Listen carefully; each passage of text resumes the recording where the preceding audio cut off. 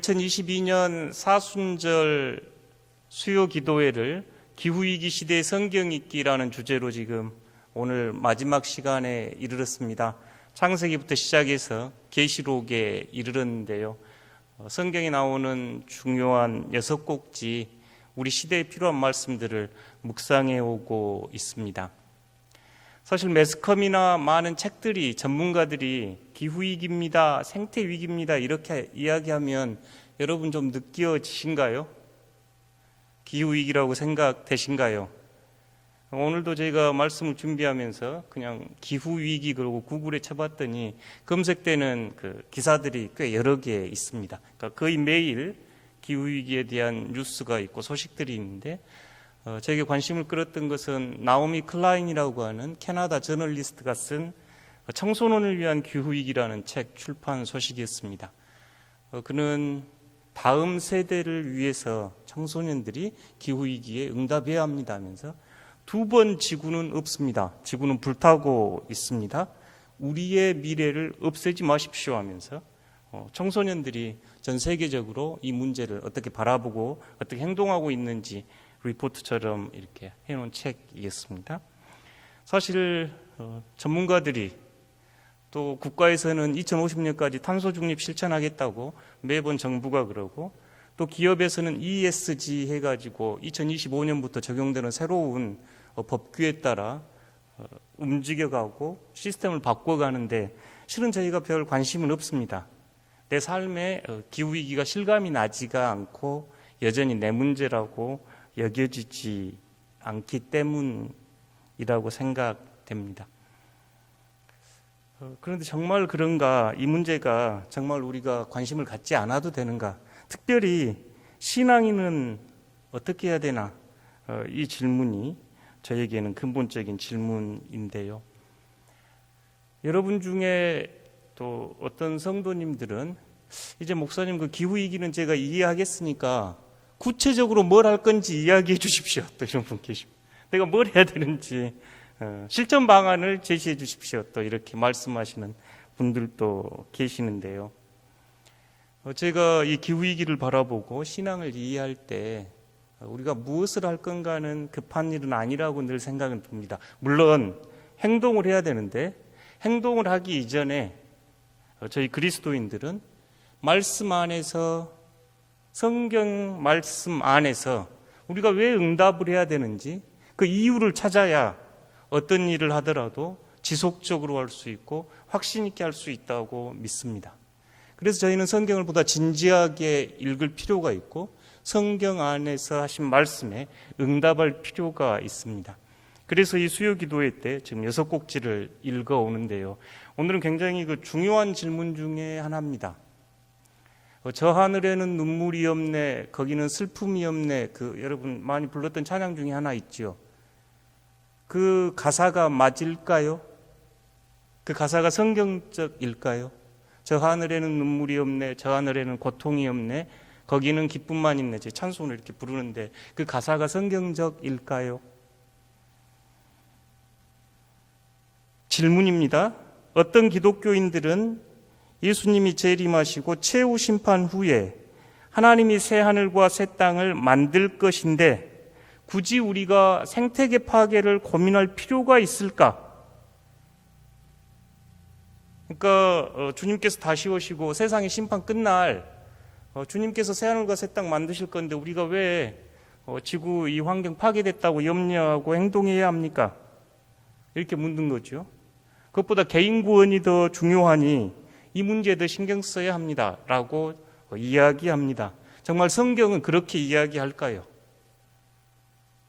그 질문이 성경적인 질문일까요? 오늘 저녁에 그 이야기를 좀 해보고 싶습니다.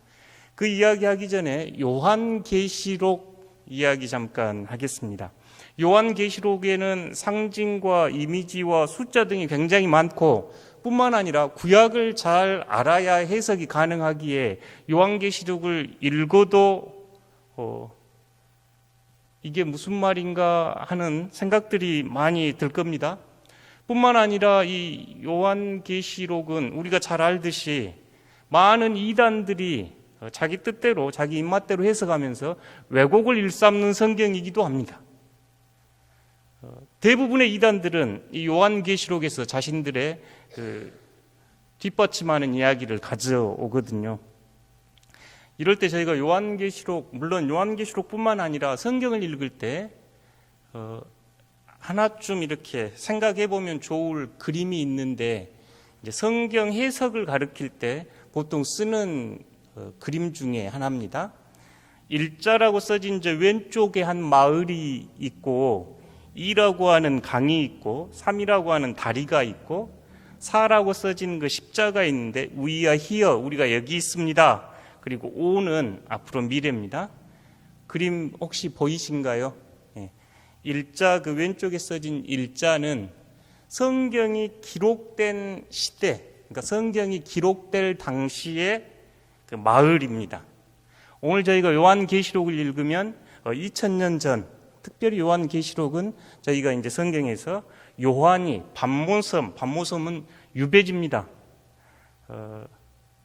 유배지죠. 요한의 광야는 반모섬이었습니다. 그 반모섬에서 주님의 계시를 지금 본 거였죠. 그러니까 1세기 저기 지중해에 있는 한 반모섬, 언어도 다르고 문화도 다르고 그런 곳에 요한이 썼고, 이 2번의 강은 이제 세월의 강, 그림 좀 띄워주시면 더 좋겠습니다. 세월의 강, 시간의 강, 언어의 강, 문화의 강이 흐릅니다.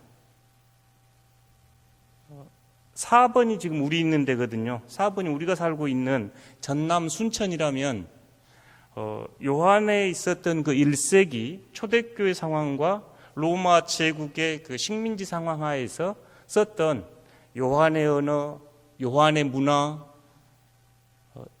요한이 생각하는 것, 그러고 지금 우리가 살고 있는 이곳에 이 강이 있습니다. 성경에서 이 강폭이 좀 작은 것도 있습니다. 그렇게 비유를 하는데, 예를 들어 내 부모를 공경하라. 그리스 사람이나 우리나 팔레스타인 사람이나 그거에는 별 그 의문이 없습니다. 하나님을 사랑하십시오, 이웃을 사랑하십시오, 이런 이야기는 굉장히 강을 건너기가 쉽습니다. 그래서 그런 강은 건너기 쉬운 강 이러거든요. 특별히 막 해석하지 않아도 됩니다. 부모를 존경하라든지 사람을 살인하지 말라든지 이거에 막 해석이 필요하진 않죠. 그래서 그런 강폭은 좁다 이렇게 이야기합니다. 그러니까 2000년 전이나 오늘이나 심지어 뭐 3000년, 4000년 전 이야기라도 예를 들어 사람을 살인하지 말라 이런 이야기는 우리가 막 해석하고 안 그래도 되죠. 그런데 강폭이 굉장히 넓어가지고 다리가 있어야 지나가고, 다리도 긴 다리가 필요한 것들이 있습니다.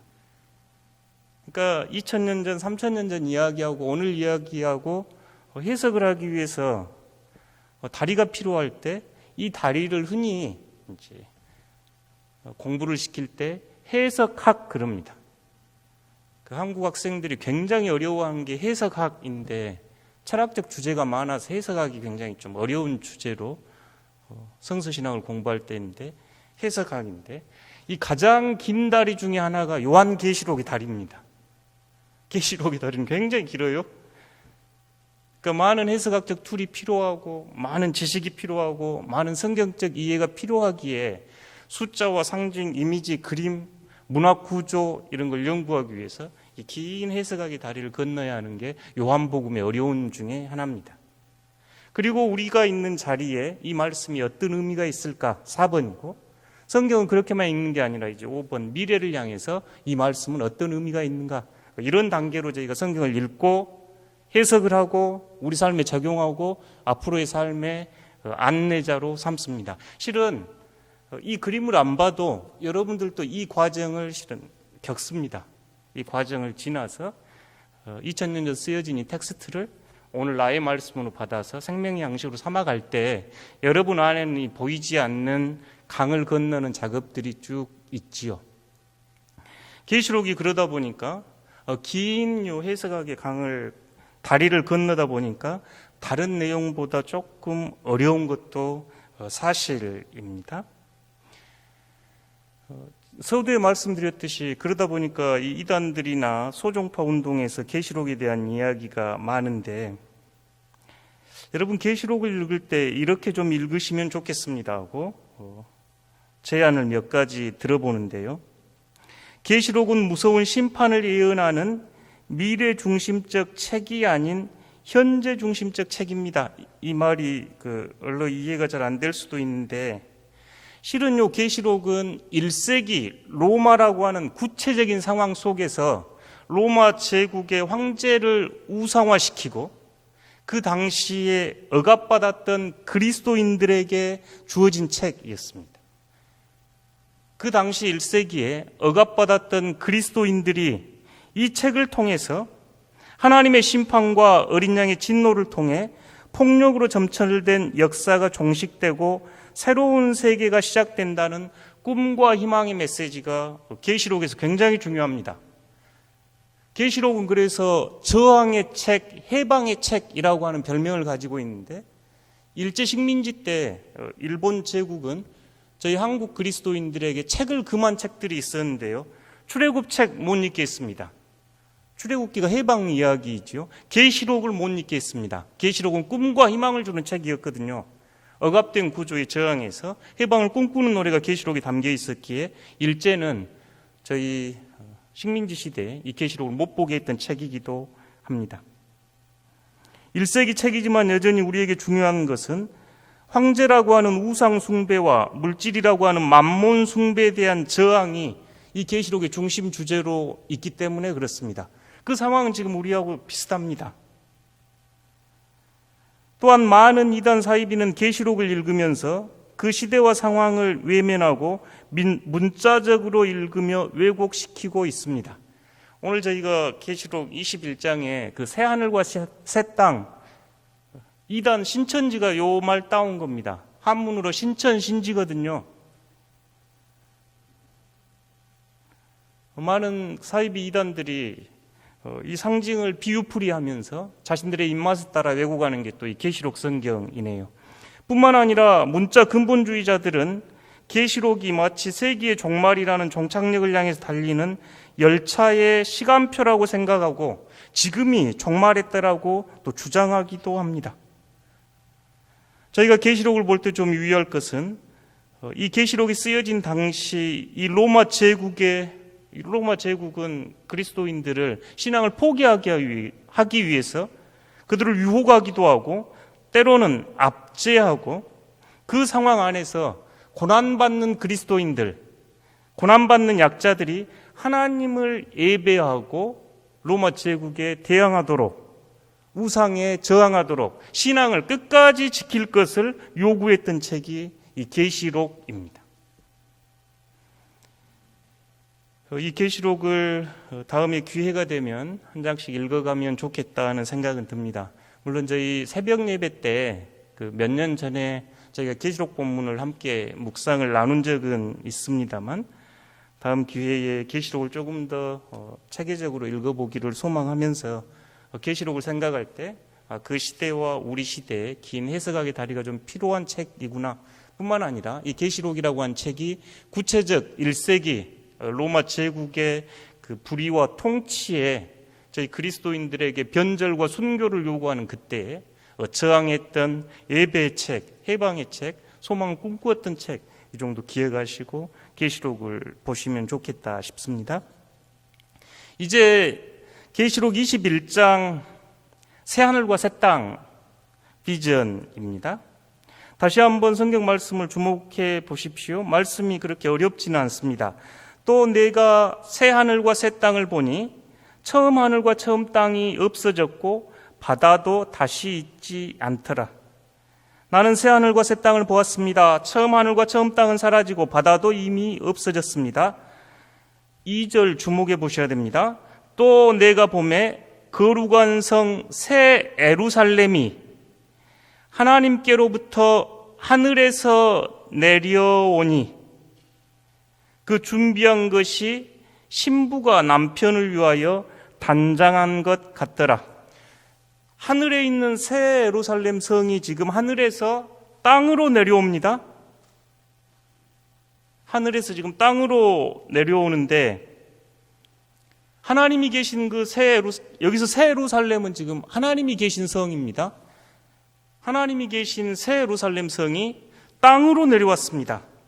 3절 보시면, 내가 들으니 보좌에서 큰 음성이 나서 이르되 보라, 하나님의 장막이 사람들과 함께 있음에, 이제 하나님의 장막이 사람들과 함께 있습니다. 마치 광야에서 출애굽한 백성들 가운데 하나님의 장막이 있었던 것처럼 하늘에 있었던 하나님의 새 예루살렘 성이 땅으로 내려왔고, 하나님의 장막이 사람들 가운데 있고, 하나님이 그들과 함께 계시리니, 하나님이 저 하늘에 계신 게 아니라 그들과 함께 계시리니 그들은 하나님의 백성이 되고 하나님은 친히 그들과 함께 계셔서, 새 하늘과 새 땅이 지금 시작이 됐고, 하늘에서 새 하늘과 새 땅으로 새 예루살렘 성이 내려왔고, 그 새 예루살렘 성 안에는 하나님이 계시고, 이제 그 백성들은 하나님의 백성이 되고 하나님은 그들의 하나님이 되는 시대입니다.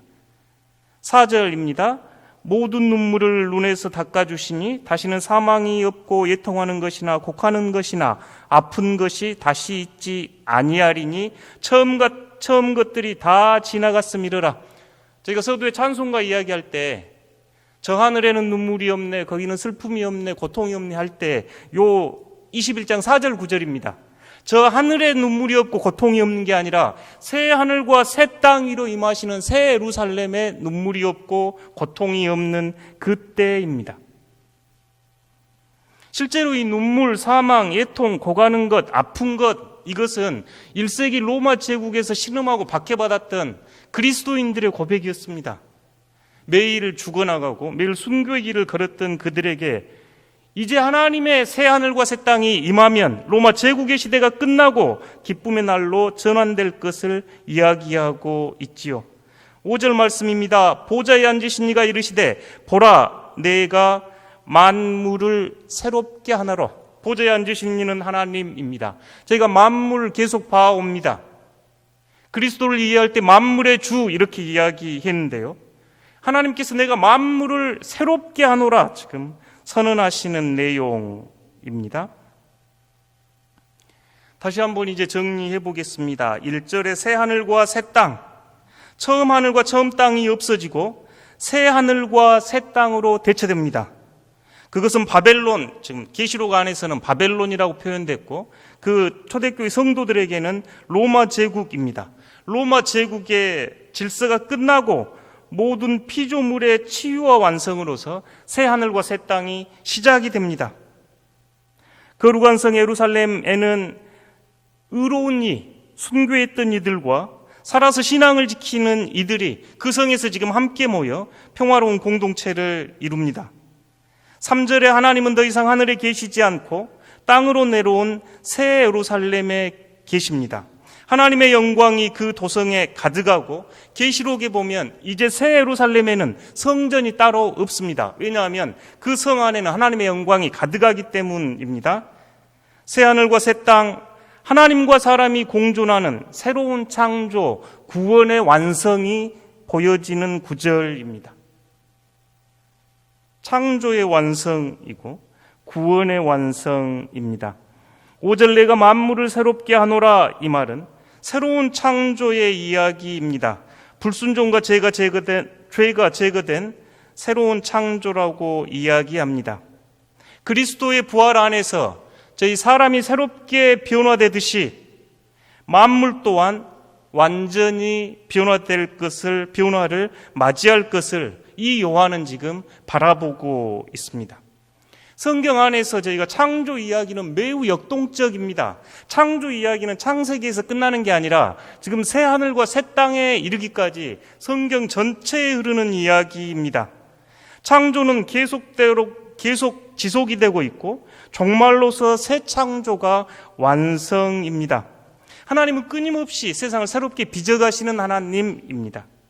시편 104편 30절에 보시면 주의 영을 보내어 그들을 창조하사 지면을 새롭게 하시나이다. 이사야 43장 19절 보라, 내가 새 일을 행할 것이라.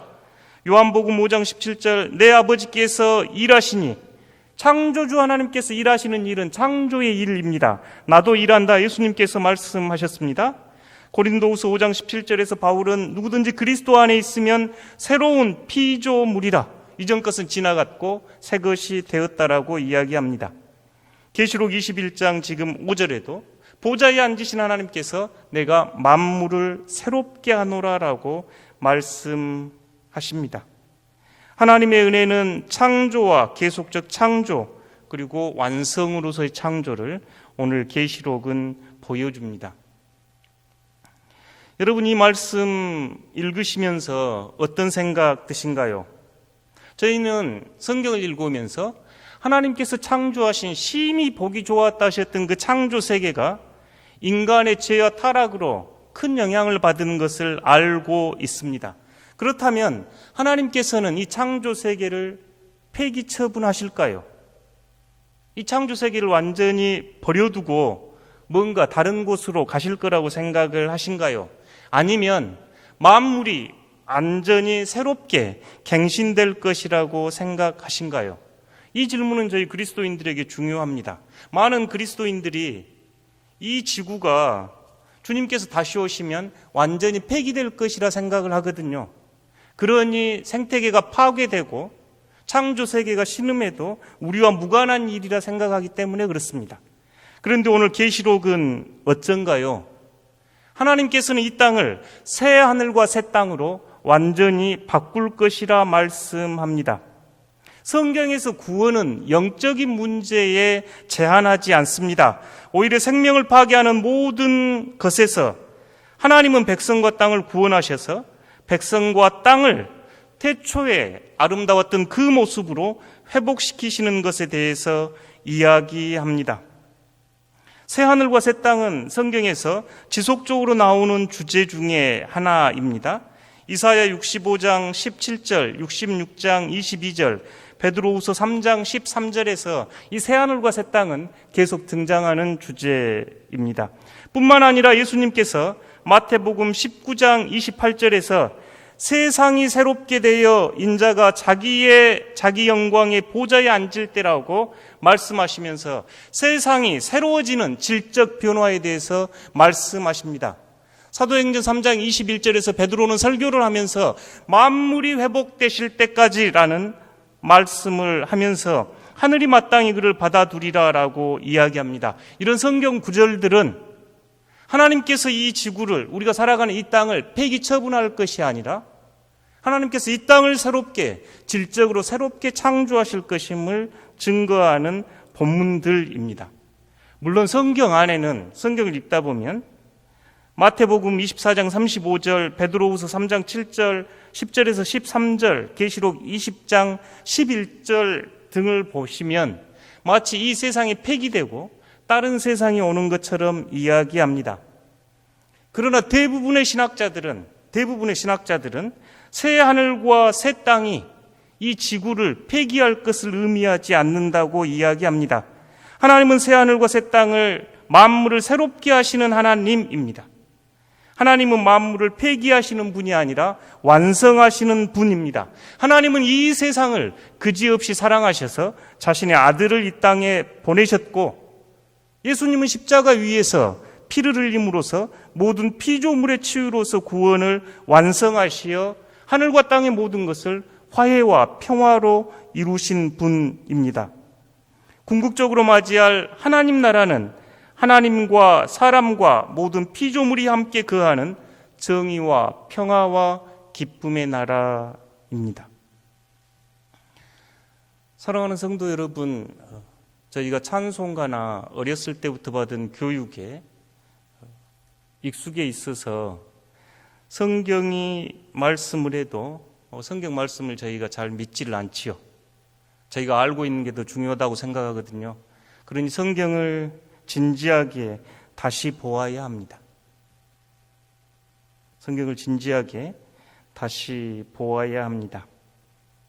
저희가 지난 6주간 성경을 진지하게 우리 시대의 눈으로 좀 바라보고 싶었습니다.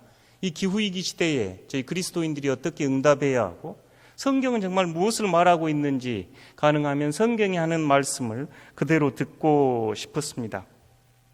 저희가 창세기 9장을 읽으면서 하나님과 노아와 노아의 후손들이 맺은 언약을 다시 묵상했습니다.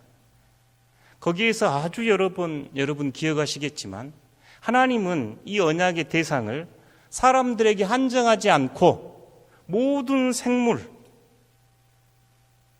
뿐만 아니라 그들의 모든 후손들까지 포함된 영원한 언약, 다시 멸하지 않겠다는 삼자적 언약이 성경의 첫 언약입니다. 하나님과 노아의 후손과 모든 생물들이 다시는 물로 멸하지 않겠다 했던 언약이 노아 언약이었지요. 성경의 중심 주제입니다. 하나님은 이 세상을 창조하셨고 모든 피조물의 창조주이시거든요. 사람만 창조하셨던 것이 아니라 모든 것을 창조하신 하나님이셨기에 구원의 메시지를 전달한 이사야 11장 메시아의 노래라고 이야기합니다. 메시아께서 오시는 그 세상은 정의와 공의가 회복될 뿐만 아니라 모든 짐승들, 적대적인 관계에 있었던 동물들의 세계에도 참된 샬롬의 시대, 평화의 시대, 피조물의 평화의 시대가 이를 것을 노래하는 이야기를 저희가 이사야 11장에서 읽었습니다. 시편 148편은 얼마나 가슴 뛰게 하는가요? 존재하는 모든 것들, 하늘 위에 있는 것들, 땅 위에 있는 모든 것들 뿐만 아니라 어린아이부터 어른까지 모두는 하나님을 찬양하는 찬양대원들, 찬양의 주체였습니다. 누구라도 이 찬양에서 배제시킬 수 없는 찬양의 주체들입니다. 마태복음 13장 예수님의 하나님 나라 비유를 읽으면서 예수님께서는 갈릴리 그 아름다운 곳에서 하나님 나라 꿈을 꾸셨고 이 곳에서는 만물의 풍성함을 바라봤으며 예수님께서는 창조주의 돌봄과 사랑의 눈으로 피조물을 대하셨던 것을 우리는 마태복음에서 묵상했습니다. 예수님께서 들려주시는 하나님 나라 비유의 대부분은 자연세계에서 가져왔고 가장 아름다운 설교 중심에 하늘의 새를 보라, 들의 백화파를 보라 하시면서 우리의 시선을 끌고 갑니다. 하나님께서 그들을 돌보시며 입히시는데 하물며 여러분 돌보지 않겠습니까 하셨던 것이 예수님의 말씀이셨죠. 골로새서 1장을 읽으면서는 만물의 그리스도를 만났습니다. 저 왼쪽 그림은 저희 비전홀의 고등부가 걸어놓은 그림이어서 띄워보는데 부활하신 그리스도를 요한복음의 막달라 마리아는 정원사가 아닌가 가드너 이렇게 정원사가 아닌가 동산지기로 바라보았던 모습이지요. 마치 인간의 죄로 인해서 훼손되었던 창조 세계를 다시 일구시는 부활하신 그리스도 모습을 요한복음은 부활하신 그리스도 모습으로 전하고 있습니다. 계시록 1장을 읽으면서 우리는 만물의 그리스도, 창조의 그리스도, 모든 것을 유지하게 하시는 그리스도, 화목과 평화를 이루게 하시는 그리스도를 만났습니다. 그리스도는 우리가 생각하는 것보다 훨씬 큽니다. 우주의 처음부터 끝까지 가장 낮은 곳부터 가장 높은 곳까지 모든 것을 안고 계시는 분이 그리스도임을 바울은 노래하고 있지요. 오늘 계시록 21장입니다. 저희가 천국이라고 말하는 내용입니다. 저희가 예수님의 다시 오심과 마지막 종말론적 심판에 이를 때 우리가 맞이할 그 모습이 새 하늘과 새 땅입니다. 새 예루살렘이 하늘에서 내려와서 우리 가운데 계시고 우리는 하나님의 백성이 되고 하나님은 우리의 하나님이 되시는 그때 모든 만물이 새롭게 변화되는 그때 22장에 가면 마치 첫 에덴을 다시 회복시키듯이 아름다운 정원의 모습으로 저 모습을 요한은 우리에게 들려주고 있지요. 만물을 새롭게 하시는 하나님, 모든 것을 새롭게 완성하시는 하나님이 계시록 21장에 우리가 맞이할 종말론적 하나님 나라입니다. 저희가 이 사순절 기간 동안 성경을 읽으면서 몇 가지 생각하게 되는데요. 첫째, 우리들은 과학 기술이 더욱 발전하면 기후위기 문제와 부의 불균형 문제 등을 해결할 것이라고 생각하고 삽니다. 여러분 중에 지금 파괴가 되고 있는데 과학기술이 더 발전하면 고칠 수 있을 거야, 이렇게 생각하신 분 계실 겁니다. 거짓 신화입니다. 거짓입니다. 그 말 틀렸습니다. 왜냐하면 이 문제의 진짜 뿌리는 과학이나 정치나 기술의 문제가 아니라 우리 안에 깊숙하게 자리 잡고 있는 탐욕과 어리석음과 교만이기 때문에 그렇습니다. 과학기술이 발전해서 이 땅을 치유할 것이 아니라 우리 속에 탐욕과 어리석음과 교만이 없어지지 않는 한 우리는 이 피조 세계를 끊임없이 파괴시킬 겁니다. 신실한 그리스도인들이 왜 피조물과 가난한 이들의 신음소리가 하늘과 땅에 가득한데 들리지 않는가요? 여러분이 말씀하시는 그 십자가는 누구를 위한 십자가입니까? 십자가를 통해 드러난 예수님의 희생 없이 아픈 지구와 가난한 이들을 구원할 길은 없습니다. 둘째, 성경에는 피조 세계와 지구의 돌봄에 대한 많은 구절이 있습니다. 그 구절들은 하나님과 창조 세계 그리고 인간이 아주 밀접하게 연결되어 있다는 내용이 많습니다. 노아의 무지개 언약부터 계시록 21장의 새 하늘과 새 땅의 종말론적 완성까지 하나님과 사람과 피조 세계는 삼자적 관계를 형성하고 있습니다. 셋째, 만물은 인간을 위한 대상이나 객체가 아닌 하나님을 찬양하는 주체로 부름받았습니다. 완전한 치유로서 구원에 만물은 포함됩니다. 넷째, 만물 안에서 사람은 매우 특별한 하나님의 형상을 닮은 존재입니다. 하나님께서 창조 세계를 보호하고 돌보듯이 사람은 다른 이들을 돌보며 피조 세계 안에서 일부를 구성하고 있고 하나님의 정원을 돌보며 경작하는 일이 사람의 의무와 역할입니다. 사랑하는 성도 여러분, 저희가 6번 짧은 시간이지만 기후위기 시대의 성경 읽기라는 묵직한 주제로 여러분과 함께 나누어 봅니다. 저희가 말씀을 읽을 때보다 진지하게 우리 시대에 필요한 하나님의 말씀으로 받고 싶습니다. 그래야 저희가 말씀 앞에 진지해질 수 있는 것 아닌가요? 우리 시대의 가장 큰 문제 앞에 성경이 외면하고 있다면 우리가 어떻게 성경을 진지하게 대할 수 있겠는가요?